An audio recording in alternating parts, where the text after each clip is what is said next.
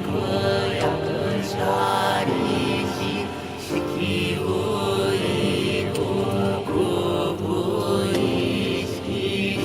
시키소그세 구구소그세 시키유소묘식 약그근요세 샤리시세 쇼크소 그쇼그메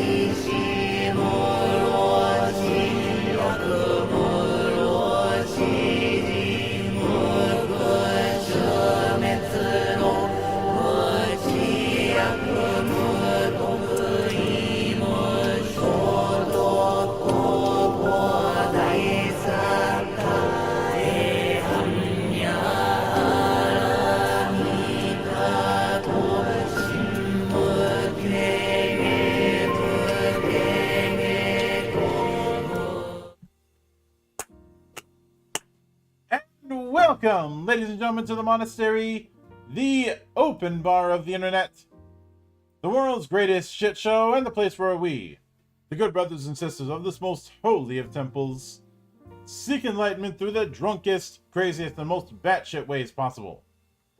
I am your one and only gaming monk, better known as Mildra, and with me I have a returning good brother to the temple, coming to us from the Art of the Genre. Previously here for, well, Fast. Now back with a gold edition of his Furious Action system. The one and only Scott Taylor. How you doing today, man? I am doing great, and it's great to be back within the temple. I appreciate it. Mm-hmm. It's good to have you back, and congratulations on how well this Fast Gold Edition has been doing. Thank you. Since at the time we are recording this, he had a goal of 500. It is currently at 5,700. That's correct. Yep. So, yeah, we're kind of now in that that middling period where everything slows down between the front and the back of any kind of crowd funds. But yeah, we got up to just a great start. I think we hit 10 stretch goals almost immediately, which everybody in the campaign gets. So it's been a lot of fun. Yeah, and it's still going strong. Oh yeah. So, I think the last time that I had you on was for one of the Fast Compendium expansions. That is correct. So, yep. With Fast Gold, is that intended to be like a director's cut version of both the core material of Fast and what's come through in the companions? Compendiums? Yeah, I mean, it's kind of interesting. What I found out, I mean, I've been doing publishing, within the RPG community with my folio, and various novels from about 2012. And as I've moved up through that, I've worked with a lot of different people, and I've just seen I don't know if it's an overall slowdown in the industry for the ability to put things out quickly.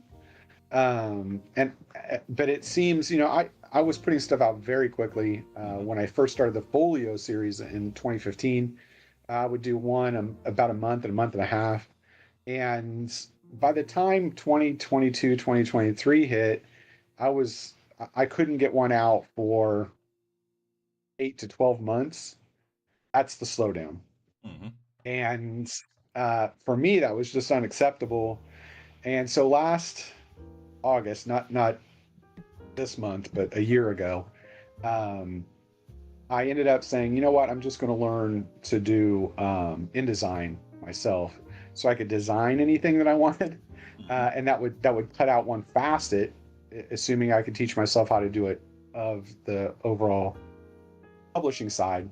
And so once I was able to do that, I could speed up things very, very quickly. And when I was able to do that, lay my stuff out as quickly as I could, I started generating massive amounts of content for Fast. As you can see in this Kickstarter, there are 115 available adventures in 15 settings, and all those have come out within the last 10 months. I'm putting out 5 a week in adventures or encounters.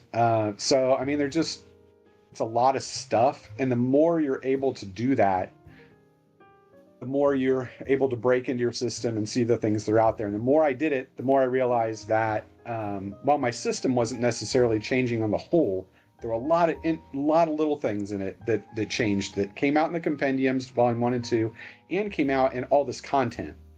And so I just said to myself, I really didn't want to take it on, but I was like, I'm just going to have to. I'm going to combine everything into one version that we've seen now, everything more polished, put together, so people didn't have to go to those different books or go to the settings or go to the adventures and try to find things in there. And they're going to be able to find those in one place. So that's how Gold came about. And I just felt that it was necessary for the system after 3 years of play and everything that had come out for it, especially in this like very creative 10 months, to make sure that everything got in there. And you just got a book that was easier to use within the setting, and you didn't have questions. And I think the good additions that came out in the compendiums and stuff are in there to make the whole game run much more smoothly. Now, given that it sounds like a lot of it is refining what's already there with Fast, as well as integrating some of the stuff in the compendiums.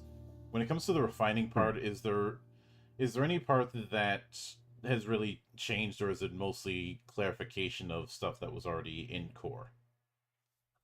I mean, Core, you could still play the game with Core. So one thing I didn't want to do is make sure that the system was like a 2.0 and it just changed, right? I didn't want that, because I know people had gotten the system, gotten the compendiums. I wanted them to still be able to play. It just makes it easier if you're using the stuff out of the compendiums to find everything. And if you have questions, it kind of gives you better examples of gameplay, and takes some unnecessary stuff out of Core, which I had 3 settings in Core, which no longer need to be there. They've got their own, books now, per se. So it's just allowing it to do that. So the system is still intact.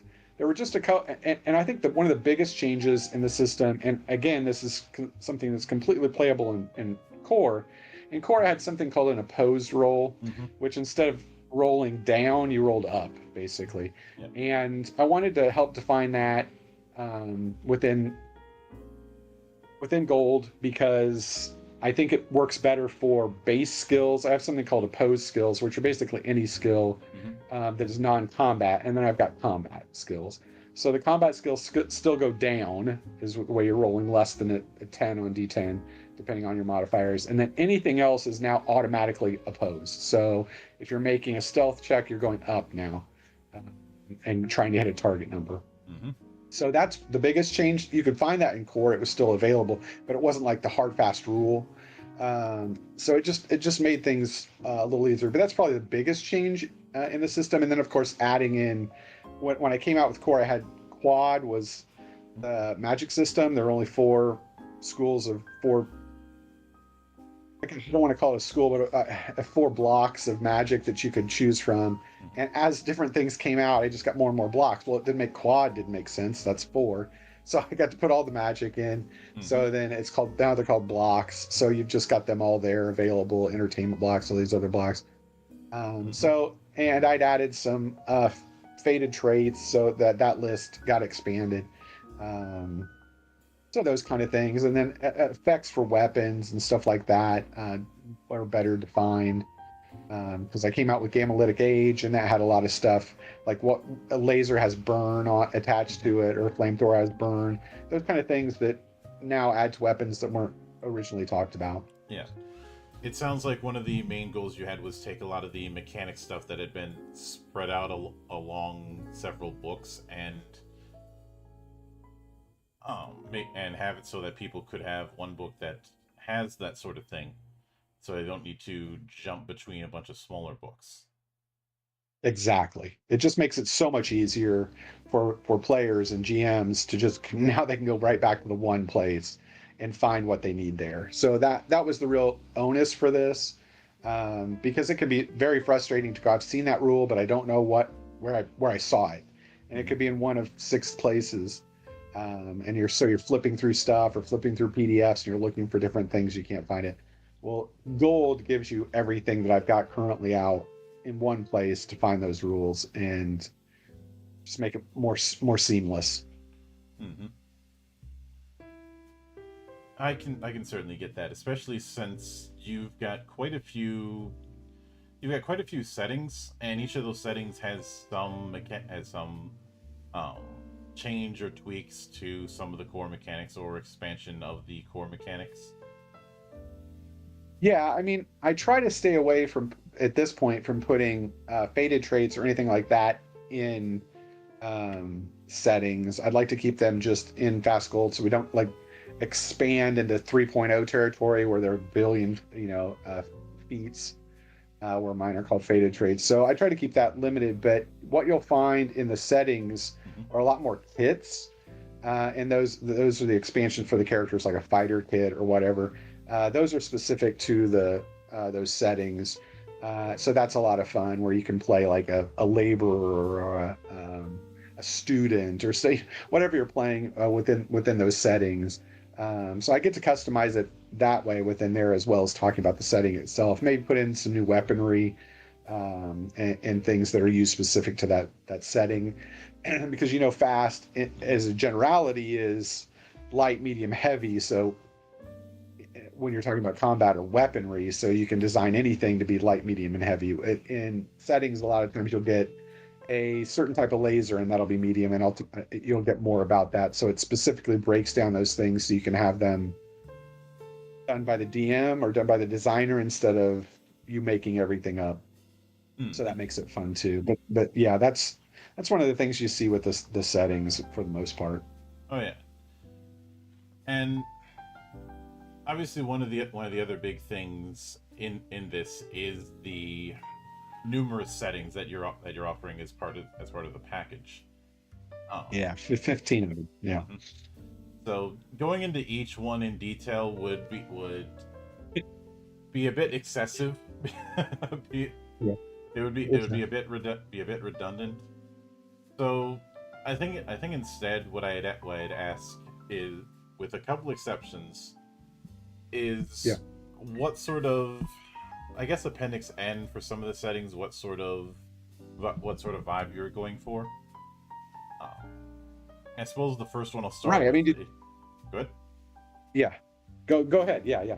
So the first one I'd start with is Disco Apocalypse, Alan Parsons' Rebellion campaign. Yeah.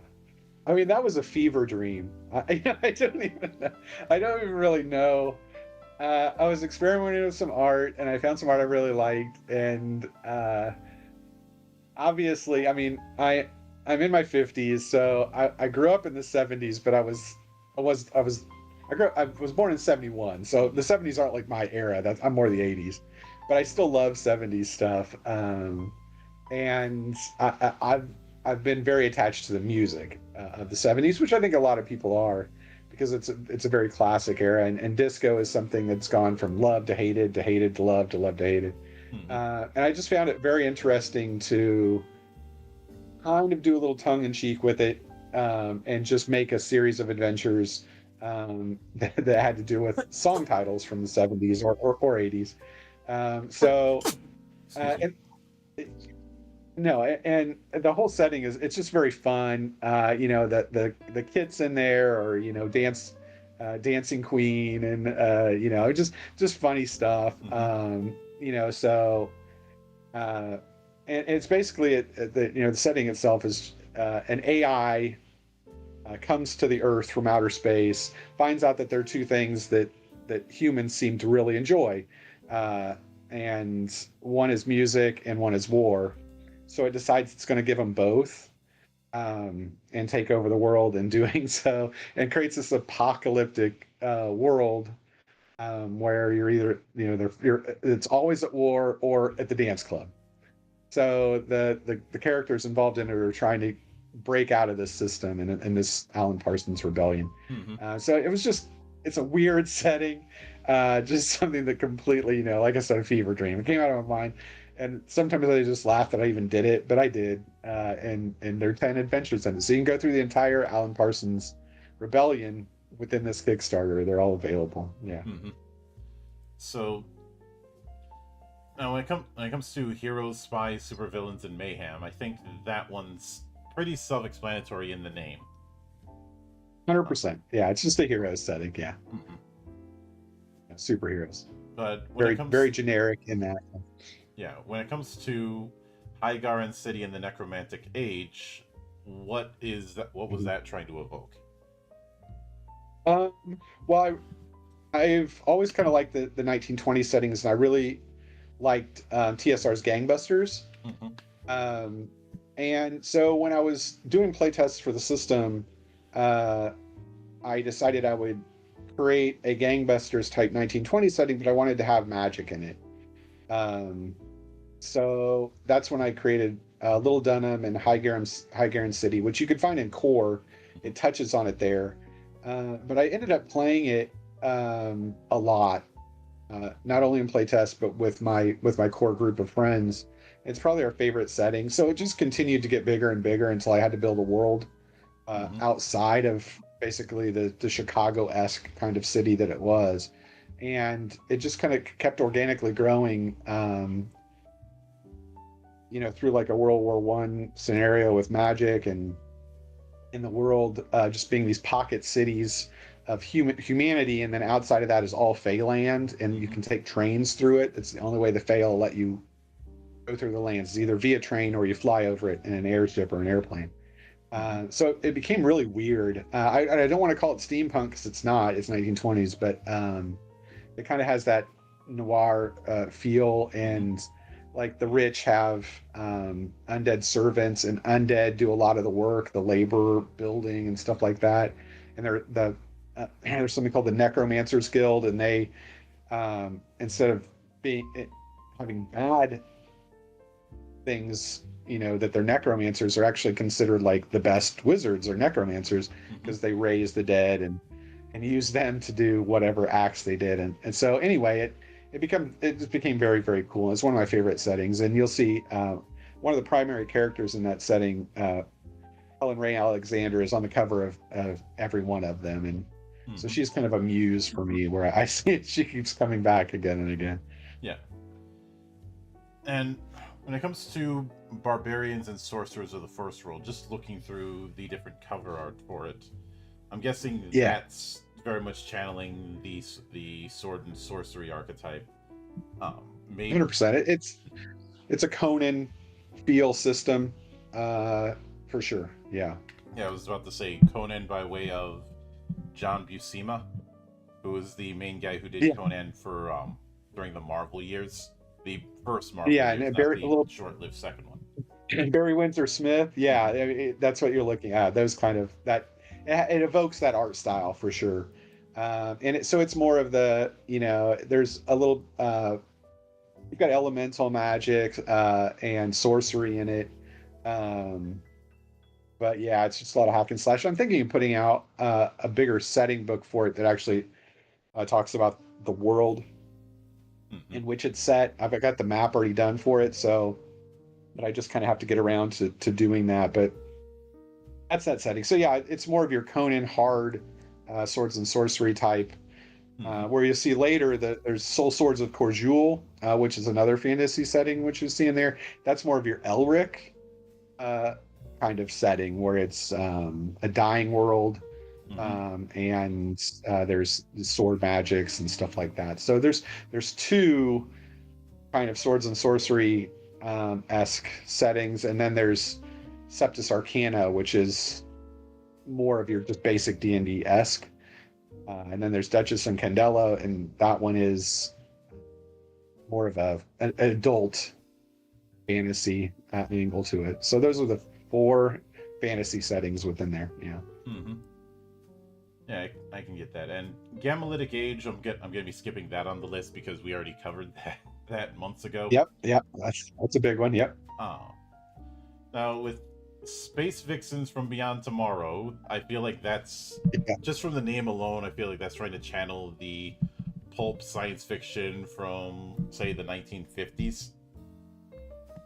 Yeah, I mean the art styles involved in it. I don't know if you know Stuart Crowley, who did Space Wreck, which is one of my favorite art books from the 70s.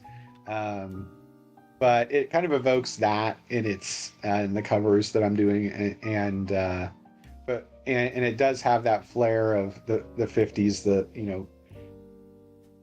I don't know, Amazon Women from the Moon or something like that would kind of be what you're talking about with that. But my real basis for that system was anime. It was Kei and Yuri, the Dirty Pair.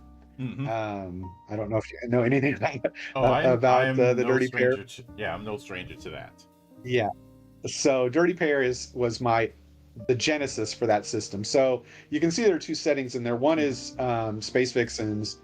That is the 3WA. That's the organizations that Kei and Yuri would have been involved in, kind of esque.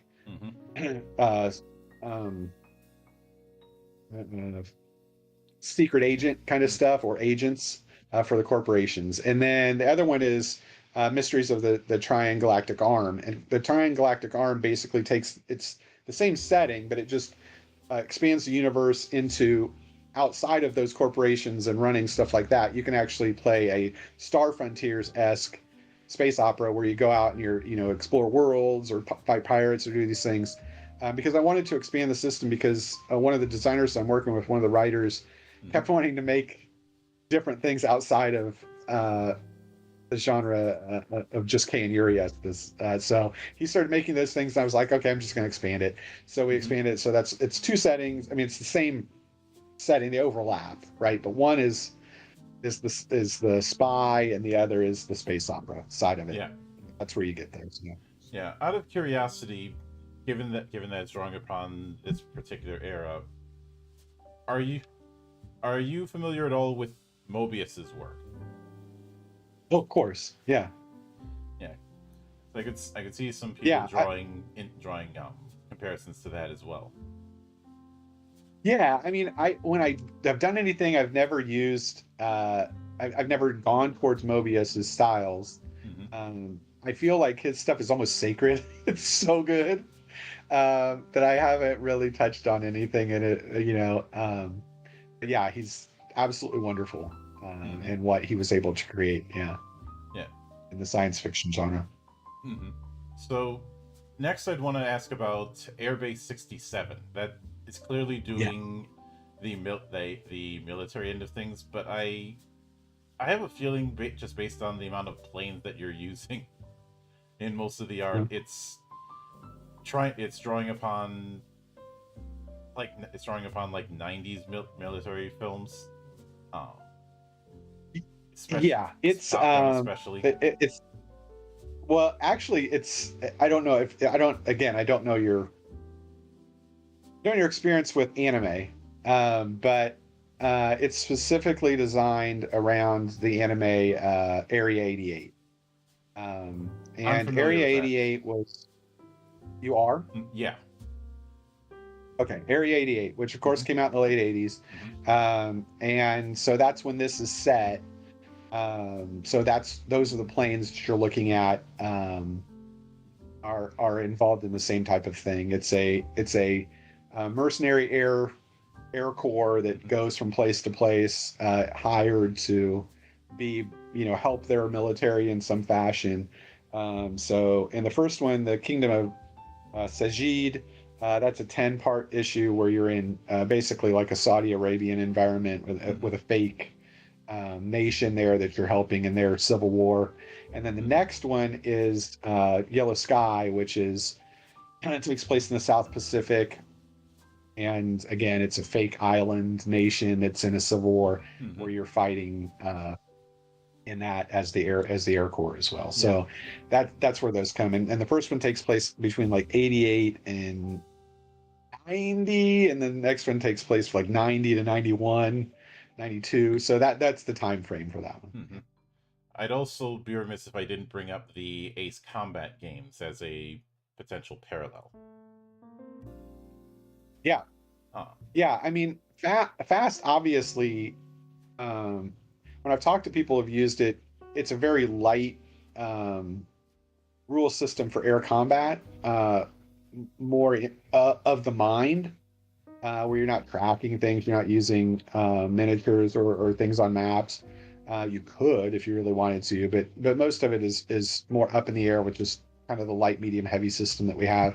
And I know there have been people that have been looking for that. So I've had some good feedback on it, where it's not too technical, but you still have the planes, you still have that stuff, and it resolves very quickly.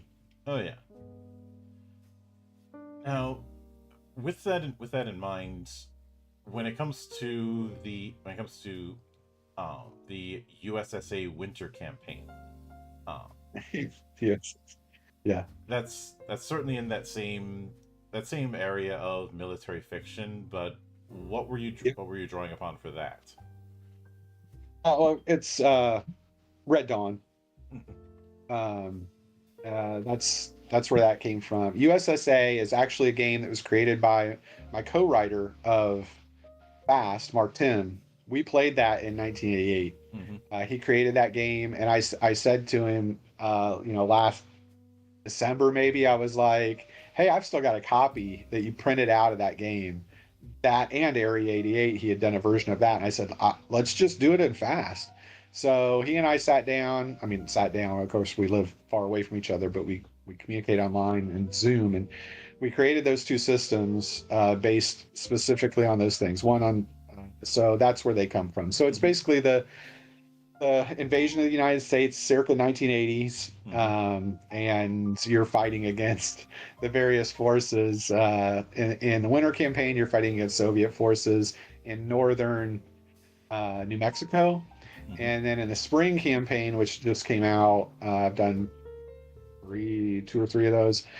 You've moved to Zion National Park in southern Utah, and you're going to be fighting there against the Honduran and Mexican and what the South American forces which are in that area. Yeah, I can as kid rebels, basically, is what it is. Now, one of the other ones I did want to kind of get a vibe for is Sakazan Island of Rogues. Right. That's Black Lagoon, if you've ever seen Black Lagoon. Oh yeah. That's what that is. And Sazakan is both Yellow Sky Air Base is there in 1992 when the war is happening on Sazakan Island and the Sazakan Straits, and then Sazakan Island of Rogues, the actual just the role-playing end of it, that's like Black Lagoon, takes place in 2000. So it's 8 years after that war has ended, and what the island has turned into then is kind of this rogue nation of so a lot of criminal elements and driving boats around those islands and being a mercenary within that setting. So those are the two settings, and all these settings that we're talking about, USSA, Sazakan, Airbase 67, they're all based around the core game, which is Modern Anime Heroes, the core setting, which is Modern Anime Heroes. So everything builds off of that. They're all kind of anime settings around that, and you would use Modern Anime Heroes to get your base, kind of, and then from that you move on and do the specific those sub games, sub settings from the Modern Anime Heroes. Yeah. I can certainly get that, and you had Black Lagoon had a very strong premise with this one island where that almost every criminal organization has some kind of hand in. Yeah, yeah, that's what Sazakan is. I mean, Sazakan City or Sazak City is basically, it's just a hive of every single cartel in the world. Mm-hmm. It's located there for some bizarre reason. Yeah. So, and it's located. Sazakan, the island, is located halfway between the Philippines and Vietnam. Mm-hmm. So you can see its location is prime for smuggling and whatever else. So anyway, that's its basis. Of course, Yeah. it's a fictional island, but Mm-hmm. And there can be any number of reasons why that's there. But as I understand it, there's also been a bunch of modules and the like that have been unlocked as part of stretch goals. yeah. And Yeah, I mean, off the top of my head, they're going to be from various different settings. But the first one that came out is Keeper of the Yellow Gate, which is Lauren Femina, which is my cyberpunk one, which was actually in the core book, the original core book, and I took it out of the gold version because I'm going to do its own setting. Yep. I haven't released that yet, but that's for that setting. That's the city on the edge of space, but it's really cyberpunk because you never leave the city. But yeah, so that's there, and then you're going to get 9 others, which are going to be within a lot of the things that we've already talked about, including tentacle monsters from outer space. I think has one in there that's the 1950s horror film where the aliens come down and try to take the women from a small community, and you've got to defend it. Which I took from Bug-Eyed Monsters. They Want Our Women, that board game.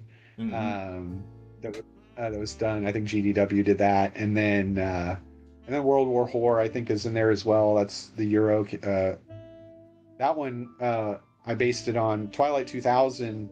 But if Twilight 2000, if the world ended in a magical demon apocalypse kind of thing, because I played Twilight 2000, but every time I would play it, you would get kind of bogged down in the minutia of being in the military.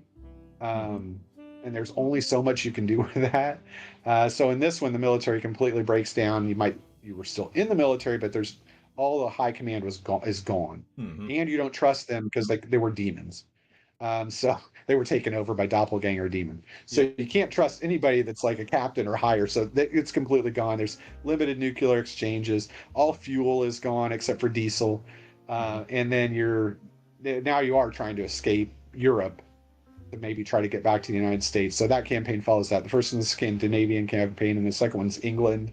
And then you'll go through the tunnel to get to France. You're eventually trying to get to Germany, where you believe somehow somebody still has the ability to get a plane back to the United States. But we'll see if you ever get there. But anyway, it's a large campaign on that standpoint. Yeah. And I think one of the other ones that it's funny you mentioned World War Horror, because one of the other ones that draw my attention was Scottish Shores, if only because of there's an infamous story of a World War II commando from Scotland who insisted on always bringing his broadsword into combat. Well, you can see that on the beaches of Normandy. They had swords. I mean, some of them had swords. Yeah. His name currently escapes me, but the idea of not bringing his broadsword into combat with him was seen as ungentlemanly. It's the way to put it. Right. Like he was. Well, it's interesting in World War. It's interesting in World War Horror. What you find is they have something called Old World aura, and the larger the mythical creature that's been brought into this world, and that's through the CERN actually did it. They actually contracted a different dimension, and that dimension got in here. But they have something called Old World aura, and the stronger the aura, the more chance that your modern weapon, anything mechanical, will break when it's used. So that's why you see people having to break down to use hand-to-hand weaponry like swords and stuff, because if you use a gun, it's going to break eventually. You can keep repairing it, but eventually it will break. And southern England has an aura unto itself. It's not even like you get close to the monster. You're just in southern England and it's going to break. Anytime you use a radio, anytime you use something like that, you've got a certain percentage chance of it always breaking. So yeah, and you're kind of functionally. I double checked. The person I was thinking of was Jack Churchill, also known as Mad Jack, and saying he would go into battle with a broadsword is underselling it. He would go in with a longbow, arrows, a basket hilted broadsword, and bagpipes. There you go. Yeah, he wasn't playing around. Yeah. Mm-mm. And if he was told not to bring that, he would be completely offended. But and again, you go through military history, you find that kind of, for lack of a better word, crazy. Yeah, you do. But that's the fun part about if you study military history, you're going to find so many things. You never run out of things that are incredibly entertainingly interesting about any war, any period, at any time. I still find it hysterical that somebody took the line about dropping everything but the kitchen sink and then decided, you know what, let's drop the kitchen sink. and then did just that. And then a few years later, history would repeat itself by dropping a toilet in the Korean War. Yeah. Yeah, just crazy stories. Yes. Right? And I just completed today, as a matter of fact, a new setting for Fast, which will probably come into play on stretch goals toward the end, I would assume, which is Tales of the Supernatural, because my writer, my fellow designer, wanted to do some supernatural encounters in World War II with the Japanese Japanese Marines. So he wrote a couple adventures for that, which are set in this Tales of the Supernatural setting, which could be any time period, just normal Joe humans running into something that shouldn't be there, which is always entertaining, very Call of Cthulhu-esque or Delta Green or these kind of things. So that setting is now complete. So it'll probably be available in this Kickstarter as well, just as an add-on. Yeah, I can certainly get that. And when it comes to, especially since that's the general vibe I get out of what you described, is the wrong people at the wrong place at the wrong time. Right. But yeah. When it comes to the core book of Gold, I realize this is a refined version, and the original wasn't that big. But what are you shooting for as far as a page count for Fast Gold? Well, I think currently in the design work on it, I think I've got 5 chapters in at 149 pages, and there'll be 8 chapters. So it's going to go over 200. I'm not sure wherein that will be, but it'll probably be low 200s. It's going to be the final page count on that. And again, it won't include settings. And one thing that you saw in Core had the base game, and then at the chapter 8, I think, and that was the advanced game where I added in different mechanics. All those mechanics are stripped out because they're now that is the game. So you won't see that chapter in there as well. So and I'd imagine there's some pages that are going to be dedicated to bringing in the stuff that was in the compendiums into Gold. Yeah, those just get put right into their own rule set. So they'll seamlessly be in there. It won't say like this was in Gold. I've rewritten it, put it in as it should be with those rules, stripping everything out of the compendiums to put back in play here in Gold. as they should be in line. Yeah. Yeah, I can certainly see that. Now, as far as a release window, not a date per se, but a ballpark of sorts, what are you shooting for?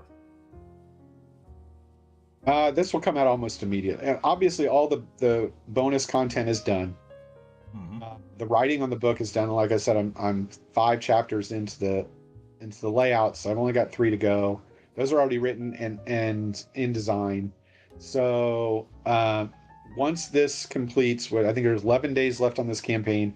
It'll be 2 weeks to complete monetary payouts and all that processing that goes through on Kickstarter, which would put us right towards the end of September, beginning of October. So this will release in October. It'll come out almost immediately. You'll get it all. It'll all come out through DriveThruRPG, unless you got one of the signing number limited edition hardcovers, physical ones. I didn't want to put too many of those out because shipping now is crazy. Printing now is crazy. But you can get them if you really want those, and those will be a little longer because I'd have to put in the order for them, but they should still be November or very early December to get those. So they'll all go through the end of this year. Oh, yeah. But all this, everything digital, be right out delivered through DriveThruRPG via coupon. Yeah, I could most certainly see that, and I'll definitely be looking forward to seeing how that develops. But with that said, I do want to sincerely thank you for taking the time out of your schedule to come all the way to my monastery and enjoy the madness that happens here. Yeah. Well, I appreciate you having me. It's always fun to talk to you. We always have, I think, a good exchange, and it's fun to talk about the game for sure, or other games that inspire us. Oh yeah, because nobody creates in a vacuum. And that's correct. Anytime you see fit to return, the door is always open. As I often say around here, drinking is not mandatory, but it is encouraged. And of course, a sincere thanks goes out to everyone who took the time out of their schedule to come onto the show and enjoy the madness. And there'll be plenty more where that came from, as there always is here, on the open bar of the internet. But until then, on behalf of the good brothers present and not present, my name is Mildra, I am your gaming monk. Stay fucking frosty, everybody! Thank you.